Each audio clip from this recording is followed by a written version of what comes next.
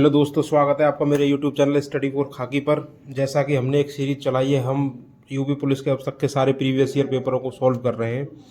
तो दोस्तों, उसी कड़ी में आगे बढ़ते हुए आज ये गणित का सॉल्यूशन है। तो गणित की बात करेंगे दोस्तों। गणित में ज़्यादा क्वेश्चन नहीं है, 17, 18, 20 क्वेश्चन है बस। इनको हम सॉल्व करके देखेंगे कैसे कैसे क्या क्या कहाँ से आया है। मतलब गणित के क्वेश्चन नंबर फर्स्ट।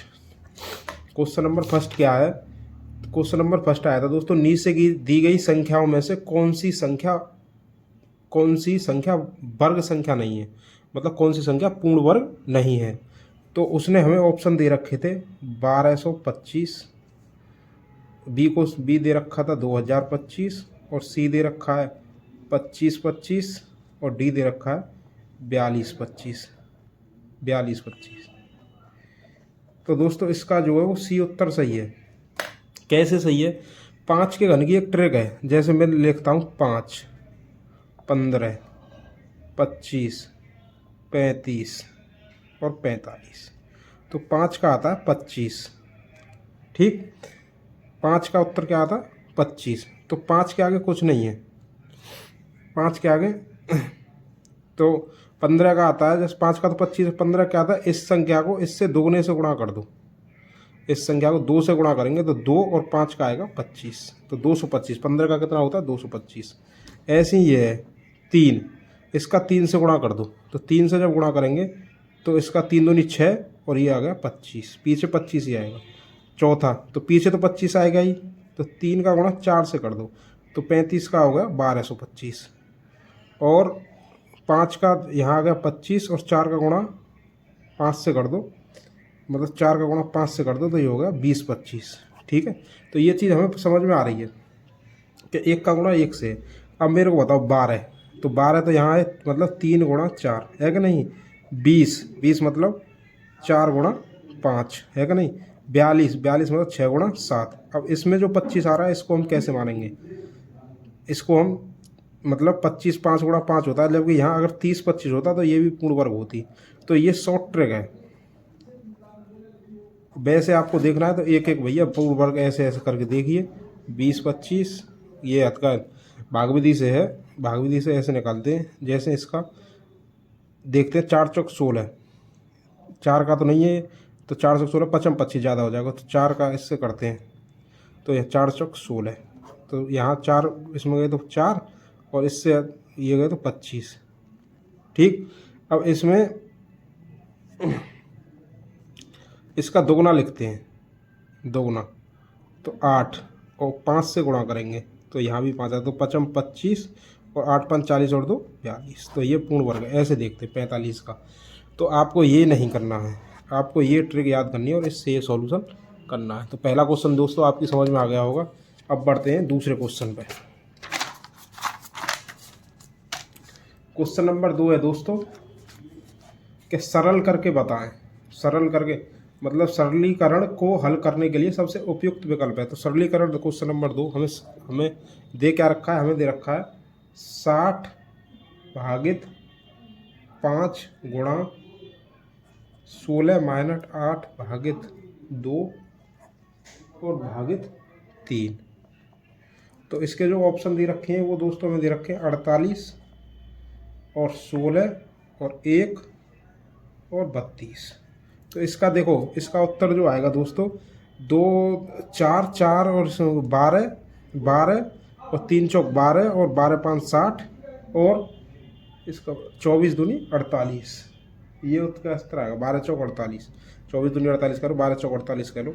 तो ये कैसे आया इसका 48? ये आप देखो एक इसका ज़्यादातर जो इंग्लिश मीडियम के बच्चे होते हैं वो इसको करते हैं बोर्ड मास से। बोर्ड मास, पहले ब्रैकेट, फिर ऑफ, फिर डिनोमिनेटर, फिर मल्टीपल, फिर एडिशन, फिर सब्ट्रैक्ट।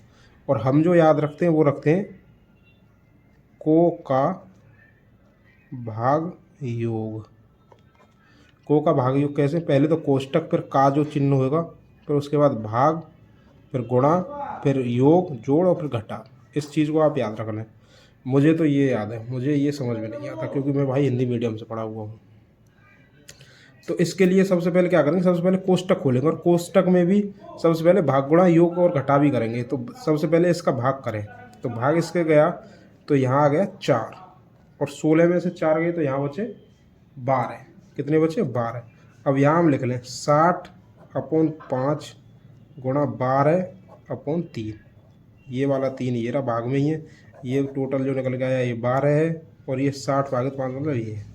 ठीक, अब 3 से ये 4 बार और ये 12 बार, 12 चौक 48। ये आंसर है हमारा। समझ में आया दोस्तों? Question number 3। क्वेश्चन नंबर 3 है, समीकरण को हल करने के लिए सबसे उपयुक्त विकल्प चुनें। तो जोड़ दे रखा है 9.87, 6.54 और 3.21। इसको जब जोड़ेंगे तो इसका जो उत्तर आएगा वो आएगा 19.62। यही इसका आंसर है। क्वेश्चन नंबर 4 दे रखा है, सबसे उपयुक्त विकल्प को चुनें जो 4/5 और 2/3 के बीच में अंतर क्या होगा। 4/5 और 2/3 के बीच में अंतर क्या होगा। तो 4/5 में से 2/3 घटाना है, कहने का मतलब ये है। तो इसका जो उत्तर आएगा दोस्तों वो आएगा ए ऑप्शन सही है। वही ऑप्शन 4/15 नहीं, इसका 2/15 आएगा, इसका बी सही है। 2/15 कैसे आएंगे आपको बताने के लिए कर रहा हूँ। इसका गुणा इससे करें, इसका गुणा इससे करें और इसका गुणा इससे करें और जो चिन्ह है उस चिन्ह को रहने दें। कैसे? 3 चौक 12, 5 दूनी माइनस का चिन्ह है, 5 दूनी 10 और इसका गुणा इससे 5 दिया 15। तो 12 में से 10 गए तो 2/15। यही इसका आंसर है। अगला क्वेश्चन है दोस्तों, अगला क्वेश्चन नंबर 5। 30, 60 और 72 का मासा ज्ञात करें। ऑप्शन है हमारे 2, 3, 6 और 12। तो इसका तुम ट्रिक से करके देख लो। 12 से 12 छिंग 72 जा रहा है, 12 5 60, 12 से 30 नहीं कट रहा। 2 से ये सब कट रहे हैं, 3 से ये सब कट रहे हैं, 6 से 2 से भी कट रहे हैं और 3 से भी कट रहे हैं। ठीक है, लेकिन महत्तम समापवर्तक क्या होता है? ज़्यादा से ज़्यादा, महत्तम सबसे ज़्यादा से। तो 2 से भी कट रहे हैं, ये 3 से भी कट रहे हैं और 6 से भी कट रहे हैं। तो महत्तम क्या है? 6। 12 से नहीं कट रहे तो उत्तर आ गया 6। लेकिन हमें करने कैसे? इसके 2 तरीके हैं। एक तो यही है, हमने देख लिया। एक इसके हैं गुणनखंड विधि, मैं करके दिखा रहा हूँ आप, गुणनखंड विधि। और एक है इसकी भाग विधि। और एक तो ये है, ऑप्शन से करके देख लो। तो ऑप्शन से मैंने लगा दिया इसमें 6। अब आप इसको गुणनखंड विधि और भाग विधि से देख लो। तो गुणनखंड विधि से कैसे करते हैं? 30। तो 30 के कितने हो गए? 30 के गुणनखंड हम कैसे करेंगे? 30 होता है 6 5 30, तो इसका हो गया 2 गुणा 3 गुणा 5 गुणनखंड। 3 दूनी 6 5 30। एक हो गया 60, तो 2 गुणा 3 गुणा 5, 2 दिन 4 दिए 12 5 60। एक होता है 72, तो 72 के गुणनखंड करेंगे तो 2 दूनी 4 दूनी 8 ती 24 ती 72, ये होगा इसका। तो अब इसमें देखोगे इसमें कॉमन क्या है। देखो 2 2 2 इसमें है और 3 3 3, देखो इसमें 2 है 2 है, इसमें नहीं है। तो 3 3 3 ये इसमें है, इसमें 5 इसमें 5 नहीं है। तो 2 गुणा 3 बराबर 6। ऐसे ये तो गुणनखंड विधि है।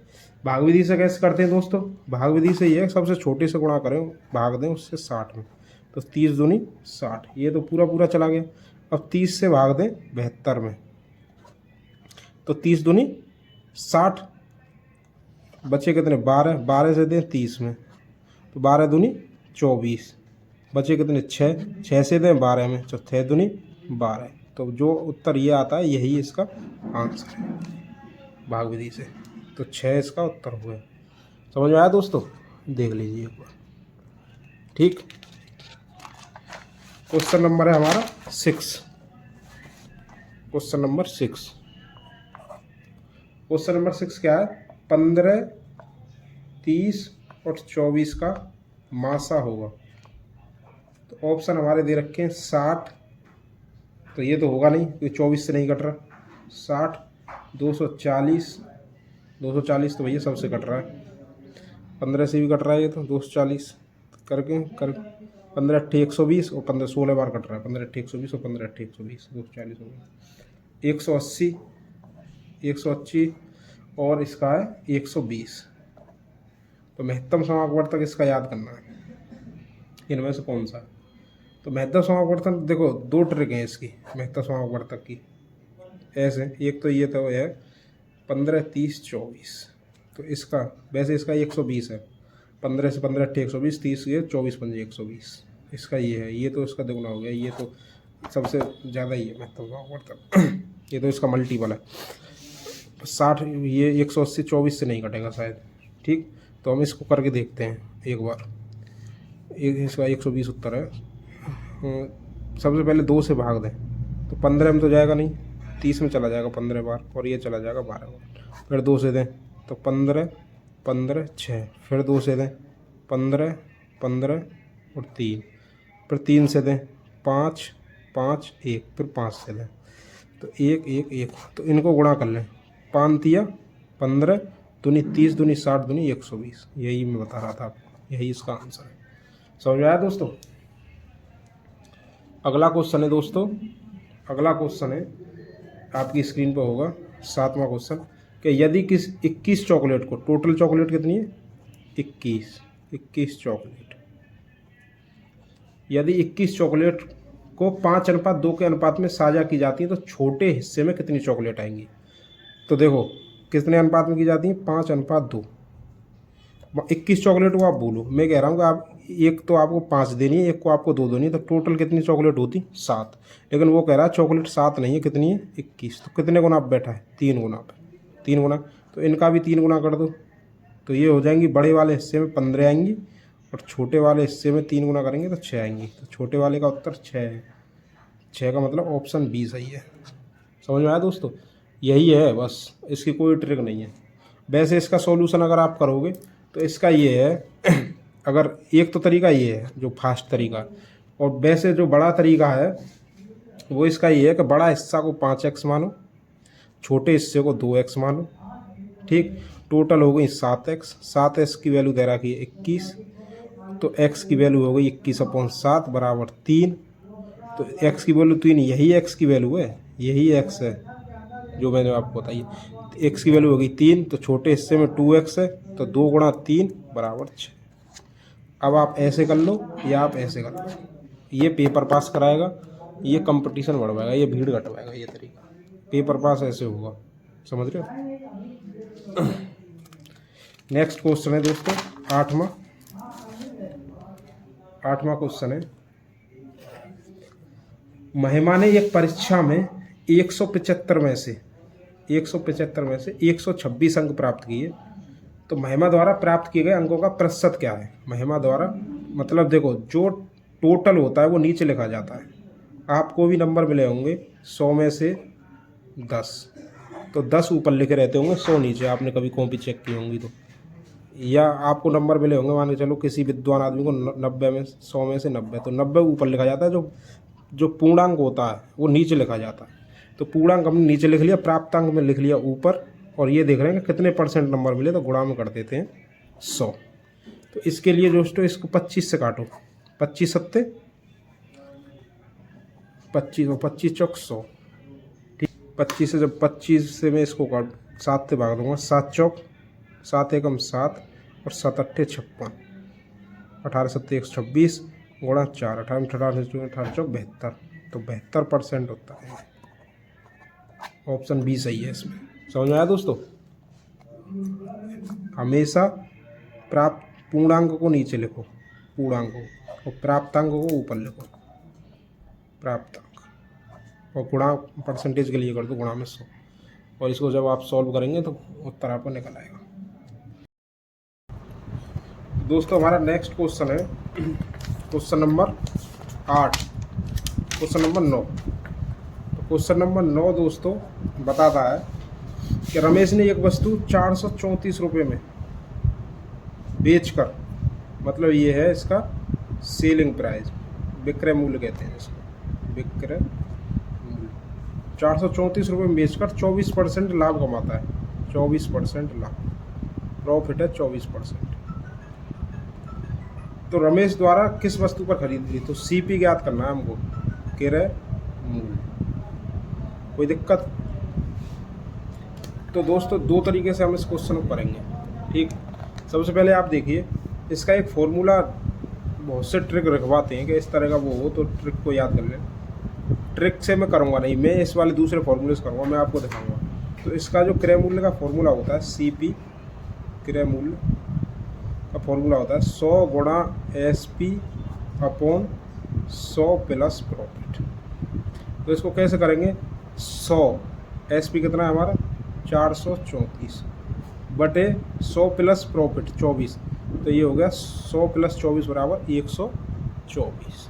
तो इसको जब हम काटेंगे तो 4 से काट दो इसको, 4 से इसको काटा 4 से, तो ये कटा 25 बार, और 4 से इसको काटा 4 ये कटा 31 बार, और 31 से इस संख्या को काटा तो 31 से कम 31, बचे कितने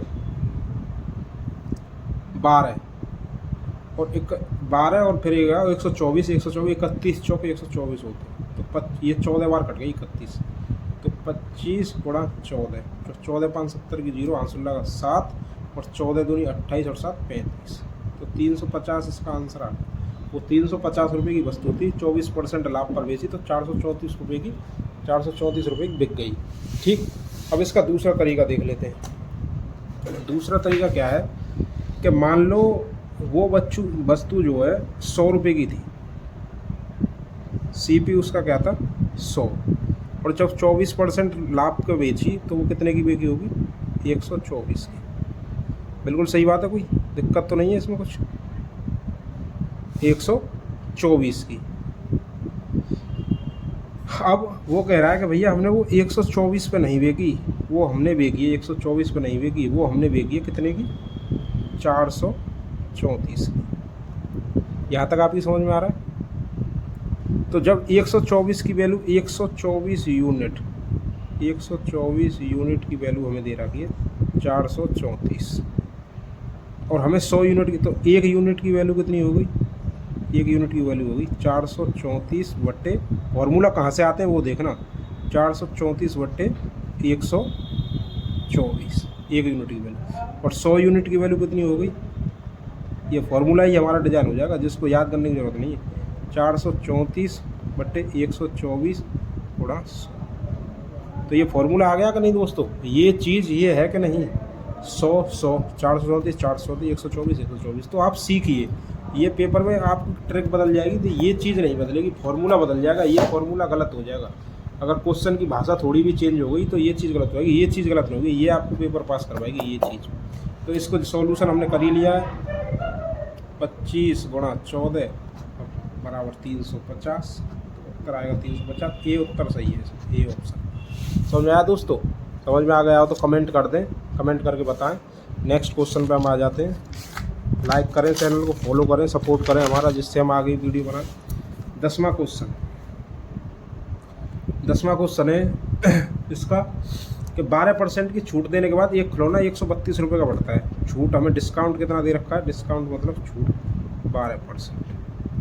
तो एक खिलौना कितने का बिक रहा है, छूट देने के बाद 132 रुपये का बिक रहा है, छूट देने के बाद 132 रुपये का बिक रहा है। तो खिलौने का अंकित मूल्य ज्ञात करें, अंकित मूल्य MRP, अंकित मूल्य ज्ञात करें। देखो आपको मैं डायरेक्ट कराता हूँ इस क्वेश्चन को, कोई ट्रिक व्रिक नहीं, कोई कुछ नहीं, डायरेक्ट समझो। बहुत छोटा सा लॉजिक है इसमें। मान के चलो कोई वस्तु 100 रुपये की थी, ठीक। अब उस पर हमने 12% छूट दे दी, 12% छूट, तो 12% छूट हमने दे दी, 12% का डिस्काउंट दे दिया, तो कितने की मिली 88, कितने की मिली 88 की। तो वो कह रहा है कि 88 की नहीं है भैया, वस्तु है 132 रुपये की। कितने की? 132 रुपये की। चलो हमने मान लिया ये चीज़ 132 रुपये की है। तो वो कह रहा है तो हमें 100 की वैल्यू निकालनी है। 100 की वैल्यू क्या है, तो हम आपको बता रहे हैं इस चीज़ को कि 100 की वैल्यू क्या है। 88 के कितने गुने पे 132 है, 1.5 गुने, क्योंकि 88 में 44 जोड़ोगे तो 132 आएगा। तो 88 का आधा है 144, तो 1.5 गुने पे बैठा है, तो इसका भी 1.5 गुना कितना हो जाएगा, 150। ये इसका आंसर है, ऑप्शन नंबर सी सही है। लेकिन इसको हम अब ये जिसकी समझ में नहीं आया वो ऐसे समझे, जैसे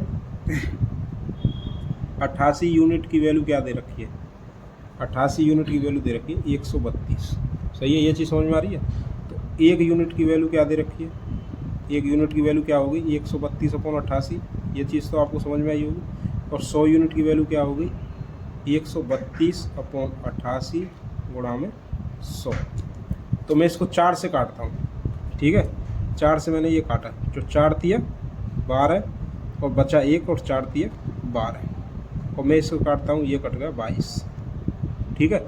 अब मैं 11 से काट देता हूँ, तो 11 थी 33 और 11 दूनी 22, इस 2 से मैं इसको काट देता हूँ 50 बार, तो ये 3 और ये 50, तो 3 गुणा 50 बराबर 150। ऑप्शन सी सही है।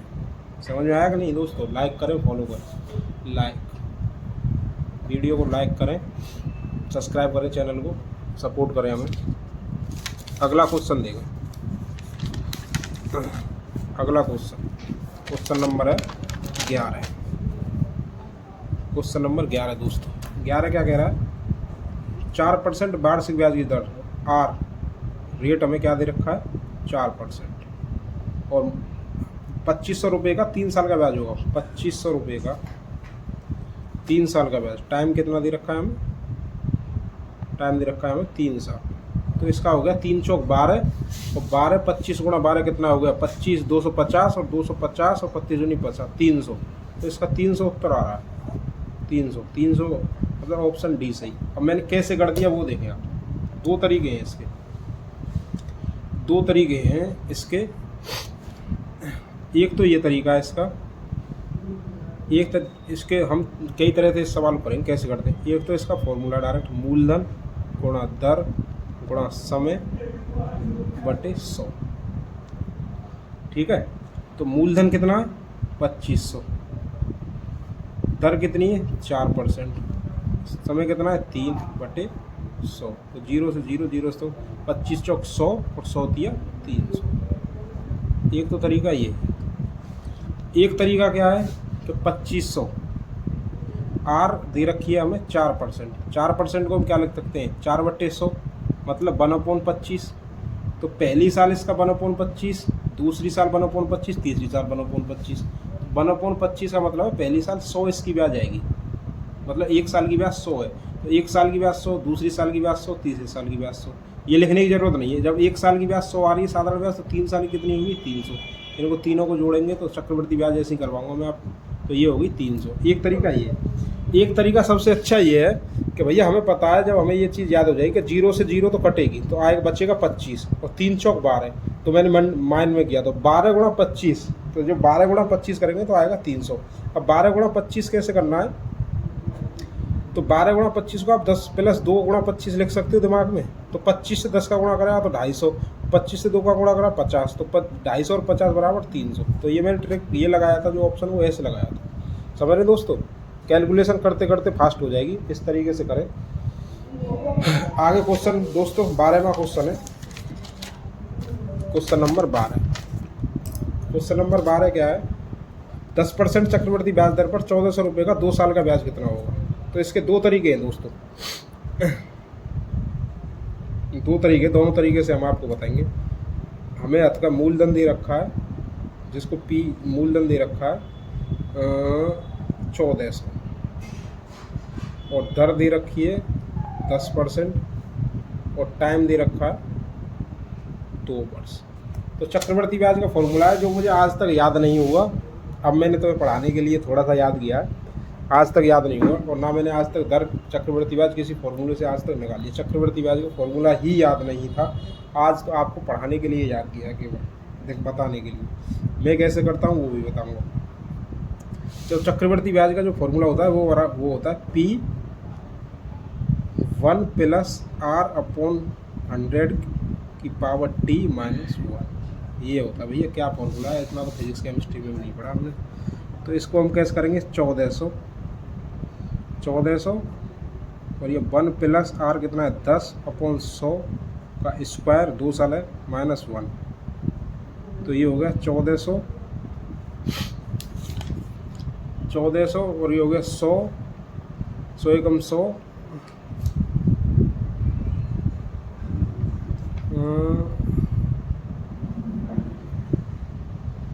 10 हुआ ये, r 10 है, r ये 10 है 10/100। तो ये हो गया 1/10 हो गया है। तो इसको 1/10 को 10 एकम 10 11/10 का स्क्वायर माइनस 1। तो ये हो रहा है, तो 1400 गुणा 11 121/10 100 माइनस 1। तो ये चल रहा है भैया अभी तक। तो 121 में से ये गए तो बचे 120। तो इसको जब वो करेंगे 120 नहीं, यहाँ से 1400 100 ये यहाँ चला गया, तो इसमें से ये गए तो बचे 21/100 नीचे। ये ऐसे होती है बिंदी, इसके नीचे बटे 1 मान लें, इसको गुणा करें, इसको इससे समझ रहे हैं। मेरा ध्यान ही नहीं गया था, वीडियो में दिख ही नहीं रहे। तो ये जब हमने किया तो इससे ये कट गया, तो 14 गुणा का चिन्ह 0 कट 14 गुणा 21 करेंगे तो 294 आ रहा है। मेरे को नहीं पता, आपको समझ में नहीं आया, मेरी भी समझ में नहीं आया, ऐसे करना ही नहीं है, समझ रहे हैं। इस चीज़ को आप भूल जाओ। हमें कैसे करना है, दर 10% को लिख सकते हैं 1/10। अरे 10/100 लिख सकते हैं परसेंटेज के लिए, 10 से काटा 1/10, सीधी बात है। मूलधन है 1400, तो 100 देख पहली ईयर 1/10 इसका निकालेंगे तो बचा 140। दूसरी ईयर 140 आएगा ही आएगा, पहली साल का है ये फर्स्ट ईयर, ये सेकंड ईयर। अब सेकंड ईयर में जो ब्याज लगेगी वो ब्याज पे भी तो ब्याज लगेगी, तभी तो चक्रवृद्धि ब्याज। साधारण ब्याज तो इसकी होगी 280, लेकिन इस पे भी 1/10 लगेगी, तो ये हो गए 14 रुपये। तो टोटल जब हम ऐड करेंगे 280 + 14 तो 294 रुपये। या तो आप इस चीज़ को कर लें, मूड मारें और अपना 4-5 मिनट ख़राब कर दें, या 1 मिनट में इस चीज़ को करें और अपना पेपर पास करें, अपना कांस्टेबल की वर्दी पहने और भैया इस चीज़ को पास करके अपना एग्जाम क्लियर करें। तो ये आपको सीखना। आप चाहेंगे तो मैं मैथ की क्लास भी सॉल्व कर सकता हूँ, पूरा मैथ का सॉल्यूशन एस डी यादव का आपको सॉल्व करवा सकता हूँ। आप मुझे कमेंट करके बताएं क्या मुझे एस डी यादव का सॉल्यूशन करवाना चाहिए या नहीं चाहिए। आगे क्वेश्चन देखते हैं, क्वेश्चन नंबर 13 है दोस्तों। रवि और रश्मि ने क्रम से 150 रुपये और 200 रुपये एक व्यापार में निवेश किए, इन्वेस्ट कर दिया। लेकिन रवि ने कुछ महीने के बाद अपना पैसा निकाल लिया। किसने किए, रवि ने किए 150 और उसने रश्मि ने किए 200। रवि ने कुछ महीने के बाद निकाल लिए पैसे। यदि 12 महीने के बाद लाभ रवि और रश्मि में 1:2 के अनुपात में बांटा जाता है। रवि और रश्मि का अनुपात कितना, 1:2 के अनुपात में साझा किया है। तो कितने महीने बाद रवि ने अपने रुपये को वापस निकाल लिया। उसके लिए आपको कुछ नहीं करना, उसके लिए आपको क्या करना है कि आपने कितना मनी इन्वेस्ट किया था। उसके लिए एक ट्रिक सीधी ये है, C1 मतलब ये है कैपिटल कि जितना भी आपने इन्वेस्ट किया था इंटू T1 बटे C2 T2 बराबर जो ये रेशियो दे रखा है प्रॉफिट जो हुआ है P1 P2। इससे आपको ये सॉल्व कर देना। कैसे करेंगे, C1 कितना 150 गुणा T1 पता नहीं है हमें, T1 को मान के चलो m महीने के लिए उसने किया, ठीक है। T1 हमें पता नहीं कितने महीने के लिए उसने किया। C2 कितना है हमारा 200, कितना किया है, कितने महीने के लिए 12 महीने के लिए। और रेशियो हमें कितना दिया 1:2। इससे हमें ट्रिक करनी है। तो इसका गुणा हम इससे करेंगे तो ये हो गया 300 T1। भाई इसका गुणा इससे कर दिया हमने 2 का, 300 T1 बराबर हो गया 12 दूनी 24, ठीक है। तो T1 बराबर हो गया 2400/300। तो 0 से 0 कट गई, 3 से ये कट गया, तो 8 महीने आ गया। तो T1 का क्या मतलब 8 महीने। कुछ ऑप्शन सी सही है इसमें, ऑप्शन सी सही है 8 महीने। 300 T1 2400, T1 बराबर 2400/300 8 महीने, ठीक है। ठीक है दोस्तों, समझ में आ गया? ठीक। अगला क्वेश्चन देखिए दोस्तों, अगला क्वेश्चन है हमारा 14वां क्वेश्चन क्या कह रहा है हमारा 18 27 और तीसरी अन्य संख्या का औसत 30 है। तीसरी अन्य संख्या का औसत 30 है। औसत तीसरी संख्या है कोई और थर्ड नंबर जो भी है, ये थर्ड नंबर है, इन तीनों का औसत है 30। तो तीसरी संख्या क्या है? तो 30 तिया 90, 27 और 18 हो गए 45 और तीसरी संख्या 45 आ गई। उत्तर डी सही है। कैसे किया वो देख लें, दो तरीके हैं इसके। औसत होता है सभी संख्याओं का योग, यही तो होता है सभी संख्याओं का योग, और जो एवरेज जो निकलता है वो होता है सभी संख्याओं का योग बटे टोटल संख्या, यही तो होता है सभी का योग बटे टोटल संख्या कितनी है। तो ये चीज़ हमने दे रखी है, तो ये औसत निकल आएगा, औसत। ठीक है, तो सभी का योग कितना है, मान के चलो एक तो 18 है प्लस 27 है प्लस कोई नंबर होगा, कोई भी नंबर x मान लो, और टोटल संख्या कितनी होगी 3। तो इसका औसत कितना दे रखा है 30। तो ये 30 यहाँ जाएगा, तो 18 प्लस 27 बराबर कितना होगा 45। 45 प्लस x बराबर ये 30 यहाँ गुणा में चला जाएगा। भाई भाग में तो इधर गुणा में जाएगी, प्लस में होती है तो माइनस में जाती है, तो भाग में तो गुणा में चली गई, तो 30 तिया 90। तो x बराबर, और ये प्लस में है तो इधर जाके माइनस में हो जाएगी, 90 माइनस 45, x बराबर हो गया 45।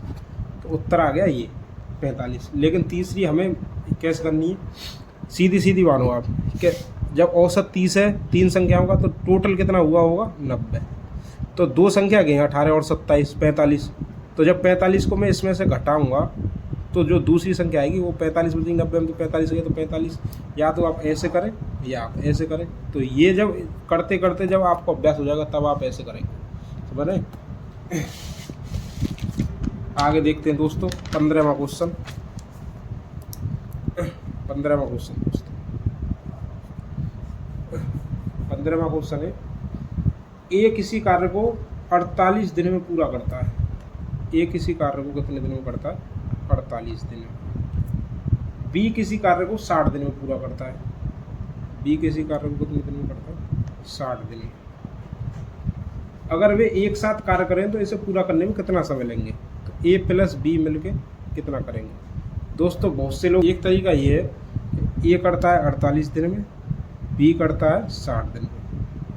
दोनों का एलसीएम ले लो, दोनों का एलसीएम भैया हो गया 120 ना, ये करता है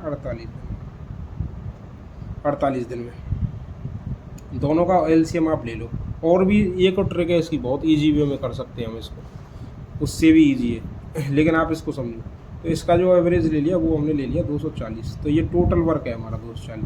तो 48 से जब हमने काटा तो ये 248 दिन में 240 काम करता है। तो एक दिन में कितने करेगा, मतलब इसको यहाँ से हम जब भाग देंगे तो ये जाएगा 5 60 4 5। ठीक है, तो दोनों मिलके एक दिन में कितना काम करेंगे? 9 काम। तो 240/9, तो ये आ गया 80/3। तो 80/3 को जब हम काटेंगे तो ये आ गया 26 सही 2/3। 2/3 का मतलब है 40 सेकंड। बदल के देखो, एक तरीका ये है, या तो आप ऐसे कर लें या आप ऐसे कर लें।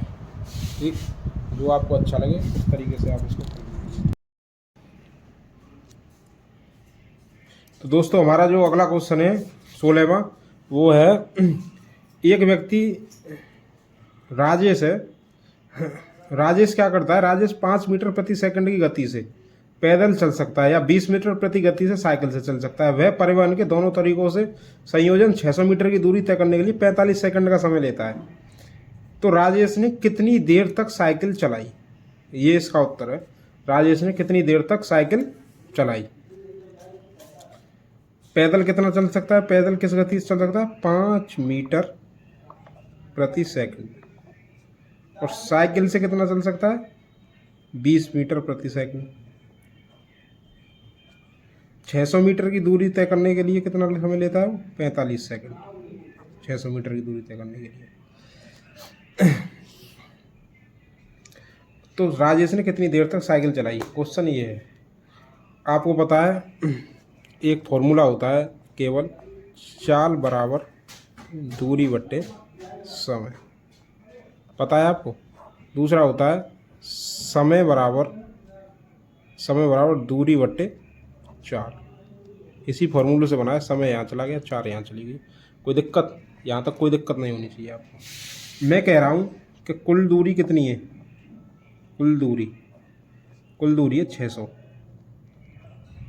ठीक है। माना उसने पैदल जो दूरी चली वो x मीटर चली, x मीटर। तो साइकिल से कितनी चली होगी? पैदल साइकिल से कितनी चली होगी? साइकिल से चली होगी 600 माइनस x। साइकिल से 600 माइनस x। तो प्रश्नानुसार अगर हम बात करेंगे तो x किलोमीटर की दूरी, मतलब दूरी अपन समय बराबर, समय की दे रखे हैं हम, समय बराबर दूरी बटे 4 वाले फॉर्मूले से। तो समय हमें निकालना है, 45 सेकंड हमें समय दे रखा है उसने। तो दूरी जो है हमारी वो x मीटर हमने मानी है पैदल, किस चाल से? 5 मीटर की चाल से, प्लस 600 माइनस x जो साइकिल से चली है वो किस चाल से चली है उसने? वो चली है 20 मीटर प्रति सेकंड की चाल से। तो इसको जब हम सॉल्व करेंगे तो ये हमारा 45 आना चाहिए। क्वेश्चन कह रहा है कि 45 उसका समय लगा 45 सेकंड। इसको आप सॉल्व कर लीजिए। तो नीचे एलसीएम मान लिया 20, तो 5 चौक 20, ये हो गया 4, प्लस 20 से कम 20 तो 1 ही हो गया। तो ये हो गया 600 माइनस x बराबर 45। ठीक है। अब ये आप देखिए यहाँ 4x में से 1x गया तो बचे 3x प्लस 600 माइनस का चिन्ह भी है। 4x में से x में से तो x जाएगा, 600 में से x थोड़ी नहीं घटा दोगे। 3x अपॉन 20 इधर जाके भाग में तो इधर चला गया गुणा में, बराबर 45 गुणा 20। तो ये हो गया 3x बराबर 45 और 20 कितना हो गया? 45 दूनी 90। 3x प्लस 600 बराबर 900। तो 3x बराबर 900 माइनस के 600, प्लस का इधर जाके माइनस का हो गया, तो ये बचा 300। तो x बराबर जब यहाँ 300 बचा, 3x बराबर 300, तो x बराबर हो गया, x बराबर 300 अपॉन 3। कितना हो गया? 300 अपॉन 3। तो x बराबर कितना हो गया? 100। तो जब x बराबर 100 चला है, x बराबर कितना चला है? 100। तो साइकिल से कितना चला होगा? 600 माइनस x बराबर टोटल यहाँ से अगर हम देखें तो साइकिल से कितना चला है? 500। साइकिल से 500 चला है। तो हमें क्या निकालना है उसका? कितनी देर साइकिल चलाई। तो 500 की दूरी, इस वाले फॉर्मूले से बात कर रहे हैं हम, इस वाले फॉर्मूले से, इस वाले से, समय बराबर दूरी बट्टे 4 से, समय बराबर दूरी बट्टे 4। तो समय हम अभी निकालना है हमें, तो साइकिल कितनी देर चलाई, समय ही तो पूछ रहा है। तो दूरी 500, 4 बराबर कितनी है? 20 मीटर। तो 0 से 0 कट गई, 225 सेकंड उसने साइकिल चलाई, 25 सेकंड। तो एक तो तरीका भैया ये है। तो ये तो पेपर में फेल कराने वाला फॉर्मूला है, ये तो हमें करना ही नहीं है, यूज ही नहीं करना। फेल होना है तो कर लो, कौन इतना टाइम देगा भैया इसको। मैं कह रहा हूँ इसको हम करेंगे एलिगेशन से। एलिगेशन लग सकता है इसमें, आपकी समझ में आ जाएगा एलिगेशन कैसे लगाओगे। मैं कह रहा हूँ कि उसने टोटल जो यात्रा की कितनी मीटर की है? 600 मीटर की। ठीक, 600 मीटर की दूरी उसने उससे ही तय कर ली। किससे कर ली? 600 मीटर की दूरी उसने पैदल ही तय कर ली, पैदल।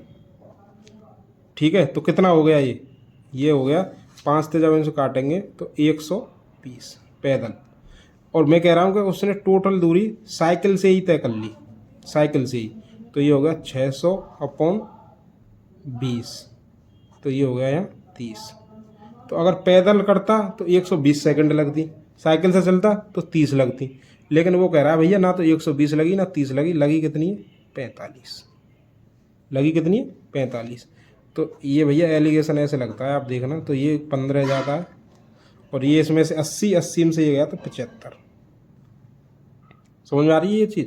15 और 75 मतलब कहने का मतलब क्या है कि ये 1:15 के उसमें चले हैं, 1:5। 1:5 हो गया कि नहीं? 1:5, इससे भी हो सकता है 1:5 हो गया। मतलब टोटल वैल्यू 6, तो 6 का गुना 600, मतलब कितने गुना बैठा? 100 गुना पे। तो ये इसके गुना 100 करा, तो पैदल जो इसने चली वो चली 100, और साइकिल से जो इसने चली गुणा 100 करने पे चली 500। ठीक है, अब कितने मीटर साइकिल चलाई वो तो आप देख ही लो। 500 अपॉन 20 बराबर 25 सेकंड इसने साइकिल चलाई। या तो आप ऐसे, मैं होता तो मैं इसको ऐसे करता, ये आपको समझाने में इतना टाइम लगा है। ये 15 सेकंड का सवाल है, 15 सेकंड में ये सवाल ऐसे हो जाएगा, 15 सेकंड में। और ऐसे तो आप इसको करते रहो, एक्स वैक्स जो कुछ करना है आप, तो ऐसे करना है। ठीक है, इसका जो सी ऑप्शन सही है 25 सेकंड। ठीक है दोस्तों, समझ में आया कि नहीं आया? हाँ, अगला क्वेश्चन 17वां क्वेश्चन है भैया, 17वां क्वेश्चन। इसको भी मैं दो तरीके से आपको समझाऊंगा, जिस तरीके से आपको समझ में आ जाए उस तरीके से आप कर लेना। ठीक, इसके बाद 17वां क्वेश्चन है। 17वां क्वेश्चन क्या है, पढ़ के देखो। एक कमरे की लंबाई, चौड़ाई और ऊंचाई 5:4:2 में है। लंबाई, चौड़ाई और ऊंचाई का जो रेशियो दे रखा है वो कितना दे रखा है? 5:4:2। लंबाई, चौड़ाई और उसका रेशियो कितना दे रखा है?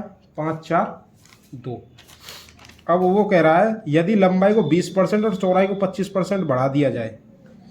लंबाई को कितना बढ़ा दिया जाए? 20%। चौड़ाई को कितना बढ़ाया जाए? 25% बढ़ा दिया जाए ऊपर, और जबकि ऊंचाई को 25% कम कर दिया जाए। 25% कम, ये 25% ज़्यादा। तो कमरे की चारों दीवारों का कुल क्षेत्र होगा। कमरे का क्षेत्रफल नहीं, सबसे अच्छी बात है कि ये ध्यान लगाओ, पूछा क्या है? चारों दीवारों का क्षेत्रफल। चारों दीवारों का क्षेत्रफल क्या होगा? तो हमें दे रखा है, तो 1/12 कम हो जाएगा, बी है 1/5 बढ़ जाएगा, सी है 1/12 बढ़ जाएगा, प्रारंभिक क्षेत्रफल 1/5 कम हो जाएगा। ठीक है, तो हम यहाँ देखते हैं। देखो, इसका एक फॉर्मूला होता है, दो तरीके से हम इस क्वेश्चन को करेंगे। इसका फॉर्मूला क्या होता है? चारों दीवारों का क्षेत्रफल। चारों दीवारों का क्षेत्रफल होता है 2 गुणा लंबाई प्लस चौड़ाई गुणा ऊंचाई। ठीक है, तो मैं मान लेता हूँ कि लंबाई जो है वो 5x है। लंबाई कितनी है? 5x। चौड़ाई कितनी है? 4x। और ऊंचाई कितनी है? 2x। तो जब मैं इसको करूँगा, इसमें मान रखूँगा, तो 2 गुणा 5x प्लस चौड़ाई 4x 2x ऊंचाई, तो 9x, 9 दूनी 18x, 18 दूनी 36x। कैसे? अरे यार, ये बताना पड़ेगा आपको। 9x, 5 और 4 9x गुणा 2x, तो 9 दूनी 18x हो गया, ये 18x गुणा 2x, तो ये हो गया 36x स्क्वायर, x स्क्वायर। ठीक है, अब बढ़ाने के बाद देखें, बढ़ाने के बाद अब ये है, यहाँ आप देखें ये 5x है, मैंने 5x मानी थी, तो 5x को 20% बढ़ा दो, तो 5x प्लस 5x का 20/100। ठीक है, तो 20 से 5 बार, 5 से 1 बार, तो बची 1x, तो 5 का ये आ गया 6x। इसको 25% बढ़ा दो, तो 4x प्लस 4x का 25/100, तो 25 से ये 4 बार कटा, 4 से ये 4, तो ये हो गई 5x। और 2x को 25% से घटा दो, तो 2x को जब हम 25% से घटाएंगे तो 2x माइनस 2x का 25/100। ठीक है, तो 25 चौक 100 और 2 से ये 2 घट गई, तो x/2 घटाएंगे, जब इसमें से 2x में से x घटाएंगे तो 1.5x बचेगा, 1.5x बचेगा कि नहीं? 1.5x। ठीक है, ये यहाँ तक समझ में आया आपको? 1.5x, जब 2x में से ये यहाँ से है, ये चीज़ तो आपको समझ में आएगी। 4x को 25% बढ़ाया, 4x तो ये 100% होती है कोई वैल्यू, 20% हम इसमें बढ़ा रहे हैं। 4x का 25/100, 25% बढ़ा दिया, 4x का 20/100 जोड़ दिया, और 20x मतलब 25% घटा दिया, तो ये आ गया 1.5x। तो 1.5x जब आ गया, तो अब हम नए इसी फॉर्मूले में इसको रखते हैं, 2 गुणा लंबाई प्लस चौड़ाई गुणा ऊंचाई, मतलब लंबाई प्लस चौड़ाई गुणा ऊंचाई। इसमें हम इसको रखेंगे, तो 2 गुणा, अब कितना है? लंबाई 6x प्लस चौड़ाई है 5x गुणा ऊंचाई है 1.5x। 1.5x 1.5x को आप 3/2x भी लिख सकते हैं, कोई दिक्कत नहीं है 3/2 लिखने में। ठीक है भाई, 1.5 तो 3/2 ही हो गया ना। मैं तो 2 से 2 काटने के लिए मैंने ये लिख लिया है 3/2। या ऊंचाई 1.5 थी जो आपकी, इसको मैंने 3/2 लिख लिया। तो 6 और 5 11x, तो 11 2 से 2 कट गया, तो यहाँ आ रहा है 3x, तो ये आ गया 11 थी 33x स्क्वायर। तो पहले था भैया 36x स्क्वायर, अब है 33x स्क्वायर। तो कितना कम हुआ, कितना कम हुआ, 3x स्क्वायर कम हुआ। तो टोटल कितना था 36x स्क्वायर। ठीक है, तो x स्क्वायर से x स्क्वायर कट गया, तो 3 से ये 36, 3 12 थी 36, तो 1/12 की कमी आई। क्या आई, कमी आई। एक तरीका तो भैया ये। तो दोस्तों अब उसकी शॉर्ट ट्रिक देखिए। कमरे की चारों दीवारों का क्षेत्रफल हमें बताना है कि कम हुआ कि घटा हुआ, क्या हुआ, बढ़ा हुआ, क्या हुआ। तो उसका हम देखते हैं कमरे की चारों दीवारों का जो हमें रेशियो दे रखा है, वो दे रखा है 5, 4 और 2 के रेशियो में, लंबाई, चौड़ाई और ऊंचाई, ये तो दे रखा है दोस्तों। मैं इसको, और इसका जो फॉर्मूला होता है वो होता है, यहाँ लिख देता हूँ, 2 गुणा लंबाई प्लस चौड़ाई गुणा ऊंचाई, यही तो होता है दोस्तों। तो मैं मानता हूँ कि ये 50 है, ये 40 है, ये 20 है। अभी कोई दिक्कत, 50 40 5:4:2 के अनुपात में।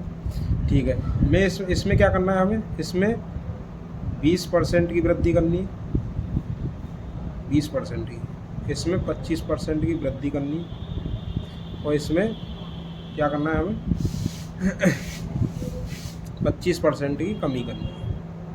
कोई दिक्कत, मुझे बताओ 50 का 20% कितना होता है, 10।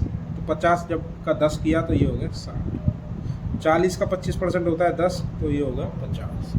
और 20 का 25% होता है 5, तो ये हो गया 15। कोई दिक्कत यहाँ तक, कोई दिक्कत नहीं। अब इस फॉर्मूले में रखो इन चीज़ों को।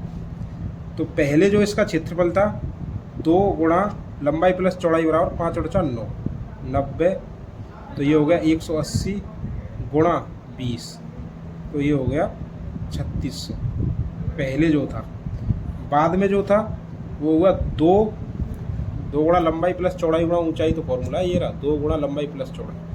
तो इसका 2 गुणा, अब कितना, 6 और 5 110, 110 का गुणा इससे किया तो ये हो गया 220 गुणा 15 मतलब ऊंचाई।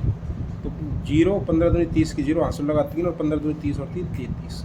तो पहले था 3600, अब है 3300। तो कितना कम हुआ, 3300/36। तो 0 से 0 कट गई, 3 से भाग दे दो, तो 11, 3 से 12। तो पहले था 12 पहले, अब है 11। तो कितना कम हुआ, 1 कम हुआ, कितने पे, 12। तो 1/12 उत्तर है इसका, 1/12 कम। या तो आप पहले वाले तरीके से कर लें या इस वाले तरीके से। मैं होता तो इस तरीके से करता। ठीक है दोस्तों, ये पेपर को पास कराने वाला तरीका है, देख लीजिए आप, देख लीजिए ये, या आप इसको देख लीजिए, ये जो, या तो ऐसे करें, ऐसे, या आप ऐसे करें, जैसे आपका मन करे वैसे। नेक्स्ट क्वेश्चन है दोस्तों, नेक्स्ट क्वेश्चन 18वां क्वेश्चन दोस्तों, 18वां क्वेश्चन है दोस्तों। तो हिन और प्रबल किसी कार्य को 42 मिनट 70 मिनट में पूरा करते हैं। कितना में करते हैं, 42 सेकंड 70 मिनट में पूरा करते हैं। कौन कौन, एक का नाम है भैया तुहिन, तुहिन को टी कर देते हैं हम, तुहिन, और प्रवण को पी कर लेते हैं। तो एक करता है 42 मिनट में, एक करता है 70 मिनट में। वो कह रहा है कार्य की समाप्ति तक तुहीन से शुरू करते हैं, तुहीन कार्य शुरू करता है और दोनों बारी बारी से 1-1 मिनट काम करते हैं। केवल अंत में काम करने वाले को अपनी अंतिम पारी में 1 मिनट से कम समय काम करने की अनुमति है। अच्छा, तो कार्य पूरा करने में इन दोनों ने कितना समय लिया भैया, ऐसा है x मान के कि 1 मिनट का भैया, तो इनका 1 मिनट का काम हो गया 1/42, और प्रवण का 1 मिनट का हो गया 1/70। मैं आपका टाइम नहीं करना चाहता, ये तरीका बिल्कुल ख़राब है, इससे हम इसको नहीं करेंगे। हम इसको इससे करेंगे। टी करता है 42 में, पी करता है 70 में। दोनों का हम वो ले लें एलसीएम, दोनों का हम एलसीएम लेंगे 210। दोनों का एलसीएम ले लो आप 210। तो 210 42 पंजे 210 और ये हो गया 3 बार। तो ये 1 मिनट में करता है 5 काम, ये 1 मिनट में करता है 3 काम। तो दोनों मिलके 2 मिनट में करेंगे 8 काम। मतलब T plus P, 1 minute T करेगा 1 मिनट पी करेगा, तो 2 मिनट का कार्य, 2 मिनट का कार्य है 8। ठीक है, 2 मिनट में। तो मैं कह रहा हूँ टोटल वर्क है 280। तो 280 ना 210, 2 तो 10, 8 से भाग दिया तो ये हो गया 8 दूनी 16, 8 दूनी 16। बचे कितने 5। तो जब 50 में भाग देंगे तो 8 सिंग 48, 8 सिंग 48 बता कितना बचा 2। ठीक है, तो पहले आप इसको देखें तो 26 बार जा रहा है। तो 26 का मतलब है कि 26 मिनट में जब ये काम कर रहे हैं तो 26 मतलब 2 मिनट का, ये तो इन दोनों का 1 मिनट के हिसाब से हुआ था, 2 मिनट में काम कर रहे हैं। तो मतलब टोटल मिनट जो लगी वो मिली 52 मिनट। अब बचे कितने काम 52 मिनट में, जो हमारा जो काम हो गया वो हो गया 208 काम। 200 काम 8 गुणा 52 करेंगे तो 208 आएगा। ठीक है, करके देख लो 8 गुणा 52, 8 दूनी 16 का 6, असल लगा 1 और 8 5 40। हाँ नहीं 26, 8 गुणा 26 करेंगे तो 208 आए। 8 गुणा 26 करेंगे तो ये मेरी गलती होगी। लेकिन 8 जब 8 तो हम 1 मिनट इसका काम है, 1 मिनट इसका काम है, तो ये हो गया 52 मिनट। बचा कितना काम। अब ये पहले टी कर रहा है, फिर पी कर रहा है, फिर टी कर रहा है, फिर टी कर रहा है, फिर टी कर रहा है, फिर पी कर रहा है। तो 26 बार दोनों ने कर दिया, तो मतलब टोटल 52 मिनट काम हो गया। अब किसकी बारी है, अब बारी है टी की। अब कौन करेगा, तो हिन काम करेगा। कितना काम करना है तो हिन को, तो हिन 1 मिनट में करता है 5 काम, लेकिन करने उसको 2 काम है। तो 2 काम करने करता कितना है 5, तो 1 मिनट में होती है 60 सेकंड। तो 5 से जब इसको हम काटेंगे 12 और 12 दूनी 24, तो 52 मिनट 24 सेकंड में काम हो। 52 मिनट 24 सेकंड में, इस चीज़ को आप ध्यान रख लें दोस्तों। बस इतने ही क्वेश्चन मैथ के आए थे, बाकी सब रीजनिंग के क्वेश्चन थे। दोस्तों आप मुझे बताइए ये वीडियो आपको कैसी लगी। हमारे चैनल को आप लाइक करिए, फॉलो करिए, सब्सक्राइब करिए और आगे कमेंट करके बताइए कि आपको ये वीडियो कैसी लगी, क्या आपके लिए ये वीडियो यूजफुल है या नहीं, क्या हमें आगे ये इस प्रकार की वीडियो बनानी चाहिए या नहीं, आपको किस किस सब्जेक्ट में वीडियो चाहिए, क्या मैं आगे मैथ का सॉल्यूशन करूं, क्या मैं मैथ आपको पढ़ाऊं, मैं वाइट बोर्ड पे आपको मैथ के सॉल्यूशन प्रोवाइड करवाऊं। आप जो चाहेंगे, जिस प्रकार की वीडियो चाहेंगे उस प्रकार की वीडियो हम आपके लिए बनाते रहेंगे। धन्यवाद दोस्तों, बहुत बहुत धन्यवाद आपका। जय हिंद।